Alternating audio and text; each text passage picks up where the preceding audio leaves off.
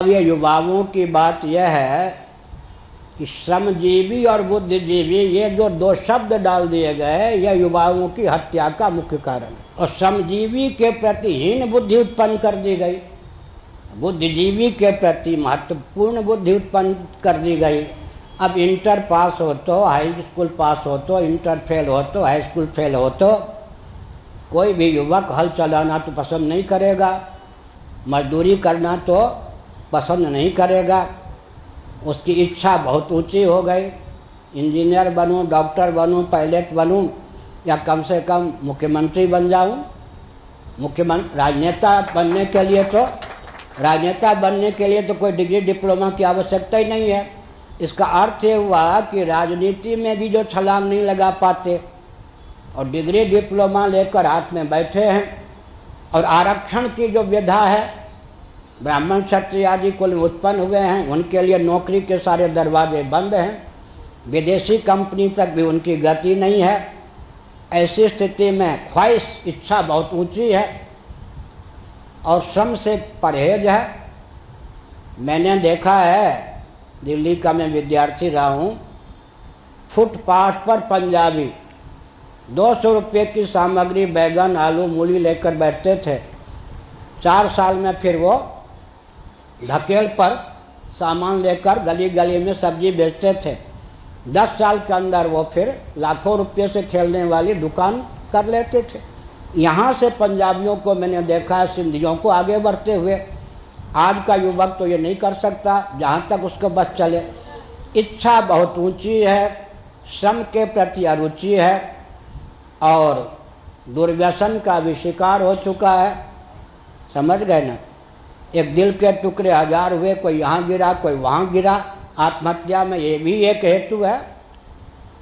समझ गए ना? मर्यादित ढंग से विवाह करने की प्रथा तोड़ दी गई, वो भी आत्महत्या में हेतु है। ऊंची छलांग लगाने में समर्थता न होना भी आत्महत्या में हेतु है।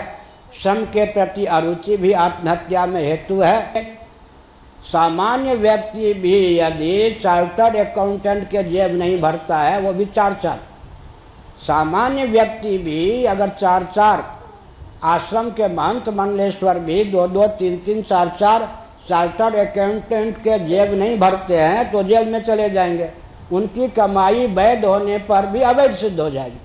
अरबों से खेलने वाले भी अगर चार्टर्ड अकाउंटेंट और नेताओं से गठबंधन किए हुए हैं, चुनाव के अवसर पर करोड़ों दे देते हैं, खरबों से खेलने का माल प्रशस्त होता है।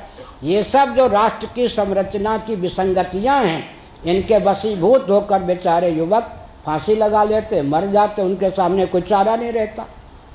और उसके बाद ऐसा होता क्यों है? क्योंकि वो शरीर को आत्मा समझते हैं। वो समझते हैं कि मर गया तो जीवन की लीला हमेशा के लिए समाप्त हो गई। अगर उनको मालूम पड़ता कि आत्महत्या पाप है, यहाँ के कष्ट को झेलने में समर्थ न होने के कारण मैं आत्महत्या कर रहा हूँ, लेकिन फिर इस पाप का फल हमको दूसरे शरीर से भोगना पड़ेगा, तो सत्संग का बल नहीं, स्वाध्याय का बल नहीं। समझ गए? शरीर को आत्मा मानते हैं, इच्छा बहुत प्रबल है, श्रम के प्रति अरुचि है। विवाह आदि की प्रथा जो चल रही है वो भी बहुत दिशाहीन है। देश को स्वतंत्रता के बाद जिस अव्यवस्थित ढंग से ढाला गया है, कौन कब आत्महत्या न कर ले यह कह पाना कठिन। समाज को, राष्ट्र को स्वतंत्र भारत के राजनेताओं ने विदेशी षड्यंत्र का शिकार होकर इस ढंग से ढाल दिया है कि कौन आत्महत्या करने से बचा रहकर भी प्रतिक्षण अपने आप को जलता हुआ, मरता हुआ न देखे, या मस्तिष्क का संतुलन बिगाड़ देने पर कब आत्महत्या न कर ले। समझ गए? बहुत विकट परिस्थिति उत्पन्न कर दी गई है स्वतंत्र भारत में, उसको समझने की आवश्यकता है। उत्तर यही है, जब तक सनातन विधा के अनुसार व्यक्ति और समाज की संरचना का प्रकल्प क्रियान्वित नहीं होगा, तब तक इस प्रकार की विसंगतियां बनी रहेंगी।